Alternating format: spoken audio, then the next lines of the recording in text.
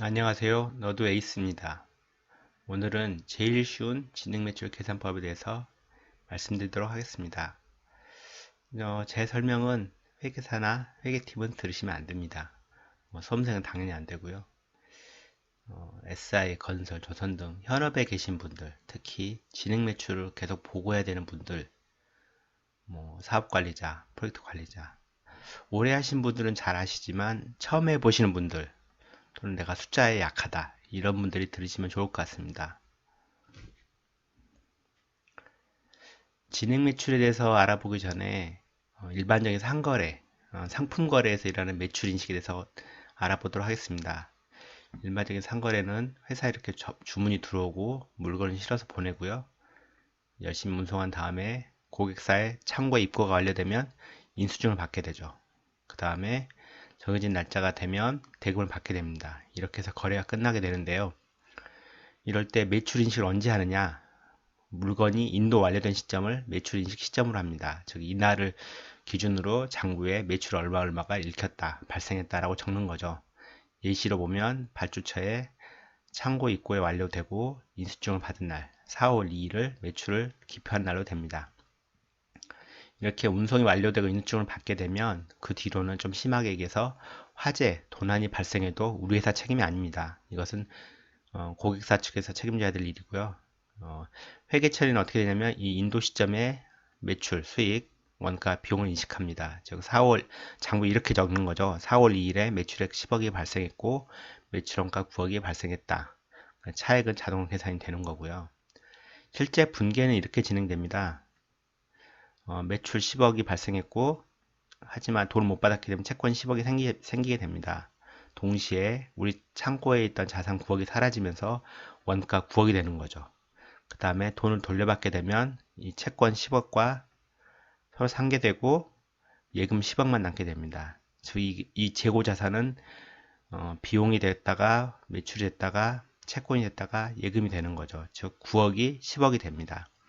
이러한 상거래를 통해서 기업의 자산이 늘어나게 되는 거죠. 아무튼 일반적인 상거래에서는 인도 기준으로 인도가 완료된 날에 매출 인식이 된다는 것이죠. 하지만 이런 인도 기준에는 문제점이 있는 산업들이 있습니다. 장기간에 무언가를 만드는 업종들인데요.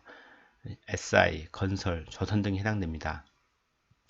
예를 들어 코코건설이 코코물산으로부터 본사를 지어달라는 200억짜리 계약을 받았다고 해보겠습니다.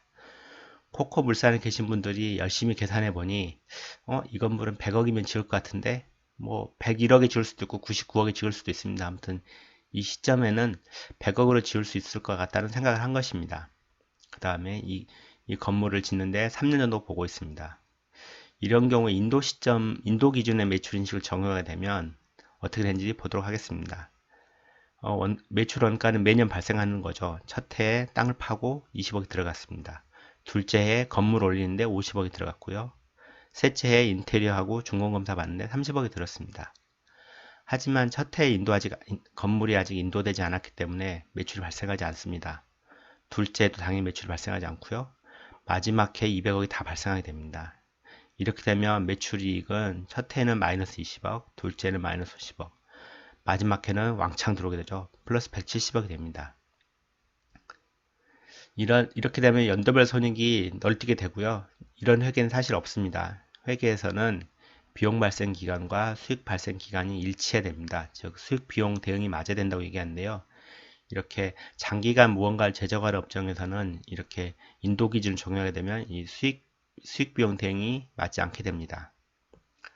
또한 아파트 같은 경우를 예로 들어보면 100층짜리 아파트를 짓더라도 50층 정도 짓다가 건설사가 부도났을 때 다음 건설사가 정당한 대가, 적정한 대가를 지급하고 이어서 계속 할 수 있죠. 그 말은 건물을 다 완성하지 못했지만 중간에 어느 정도 완성되었다는 걸 서로 인정하는 것이죠. 이런 걸 기성고라고 하는데요.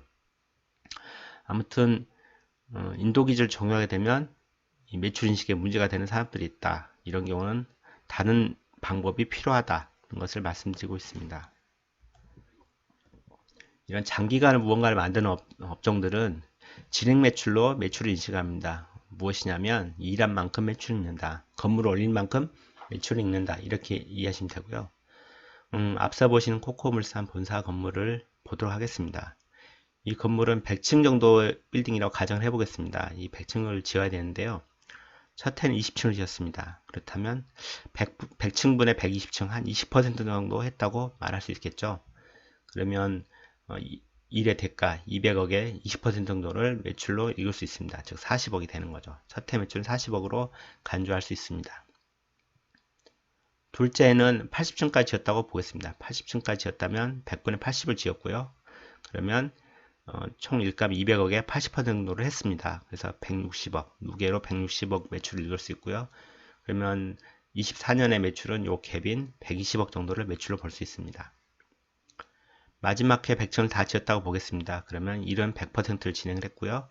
그러면 총 일감 200억에 100%, 즉 200억을 매출을 이룰 수 있습니다. 그럼 2025년의 당해년 매출은 이 갭인 40억이 되겠죠. 하지만 이렇게 층수로 진행률을 측정하는 것은 예시일 뿐입니다. IT 시스템, 발전소, 선박, 항공기 등은 이런 층수로 측정할 수 없습니다. 객관적인 다른 기준이 필요한 것이죠. 이래서 이런 산업들은 원가 기준으로 매출을 계산해 봅니다. 즉 지출한 원가만큼 일한 것으로 본다. 더 쉽게 말씀드리면 돈을 쓴 만큼 일이 진행됐다고 본다. 돈을 태우면 일이 된다고 보는 것이죠. 앞서 코코물산 예시를 보면 예를 들면 총 예정 원가가 100억이라고 했죠. 이 코코 건설 분들이 모여서 이 건물을 100억이면 지을 수 있을 것 같다 하고 총 예정 원가를 정했는데요. 이 100억 중에 첫 해 30억을 썼다. 그러면 30% 정도 일이 되었다고 간주하는 거죠. 즉 100분의 30.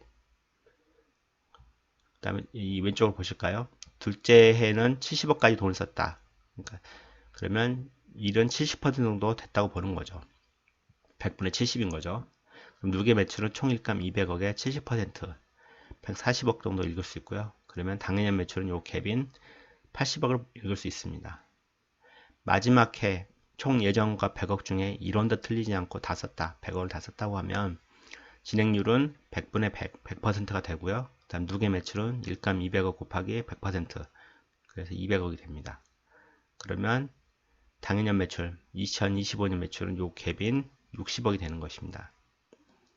즉 진행 매출 계산식에서 제일 중요한 건 결국 진행률인데요. 원가 진행률입니다. 원가 진행률. 총 예정 원가 중에 그 결산 시점까지 얼마를 썼느냐, 돈 얼마나 썼느냐가 진행률이고요. 이 진행률에다가 계약액을 곱하면 여태까지의 누계 매출액이 됩니다. 아까 왼쪽에서 보셨겠지만 이 갭, 연도별 갭이 있죠. 이 갭을 구하면 해당 연도의 매출액이 됩니다.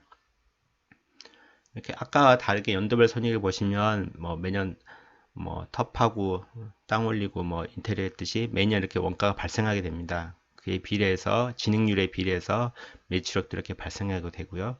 그 다음에 매출이익도 발생하게 됩니다. 즉 연도별 손익이 춤추지 않고 돈을 쓴 만큼 매출이 발생하게 돼서 매년 매출과 이익이 발생하게 됩니다. 여기까지 진행 매출의 간단한 논리를 알아봤는데요. 여기서 보시면 좀 궁금한 게 있을 수 있습니다. 계약액이나 수행기간 같은 것은 계약서에 있는데요. 총 예정원가는 어디에 있는 건가요? 진행률 계산할 때 총 예정원가분의 총 지출원가 이렇게 계산하는데 이건 어디 있는 거냐? 이것은 각 회사마다 프로젝트 원가관리 시스템이 다 있습니다. 큰 시스템도 있고 작은 시스템도 있고 엑셀로도 할 수 있는데요. 아무튼 이 원가관리 시스템에 다 있습니다. 그러면 이 금액을 누가 입력하는 거냐? 프로젝트는 보통 입찰을 참여해서 수주를 하게 되는데요. 이렇게 입찰을 들어가기 전에 프로젝트 팀, 구매팀, 기타 등등의 팀들이 모여서 이 건물을 짓는데 얼마나 공수가 필요한지, 인건비는 얼마인지, 자재비가 얼마인지, 경비를 얼마나 필요한지 등을 반영해서 총 예정원가를 산출합니다. 정확하지는 않지만 이분들이 전문가이다 보니 과거 경험도 많고요. 그래서 100층짜리 건물을 지을 때 이런 건물들은 이 정도 금액이면 될 것 같다라고 원가를 추정할 수 있습니다. 그래서 이거를 총 예정가를 가지고 프로젝트를 시작하게 되고 입찰을 들어갈 수도 있고요. 그 다음에 만약에 우리가 수주를 했다, 계약에 체결했다, 그러면 이 사이에 입찰 들어가서 계약 사이에 이제 협상 같은 걸 하게 되는데요. 그 사이에도 많은 변경도 있을 수 있습니다.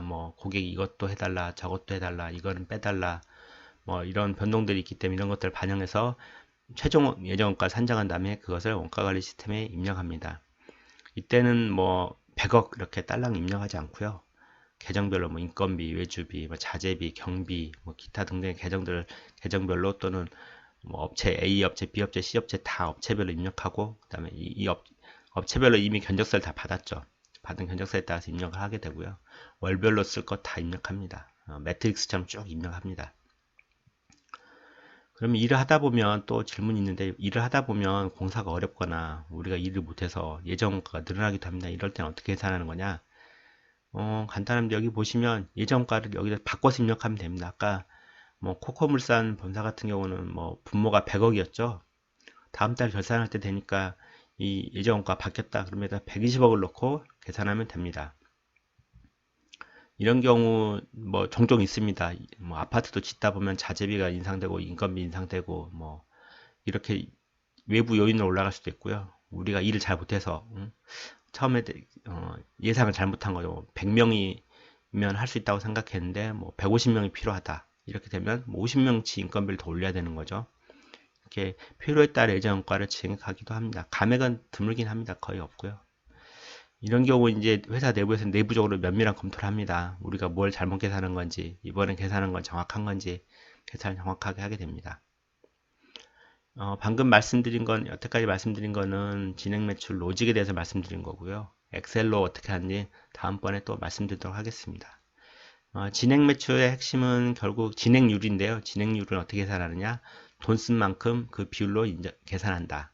돈 태운 만큼 매출 읽는다. 이렇게 간단하게 외우시면 될 것 같습니다. 너도 에이스였습니다. 감사합니다.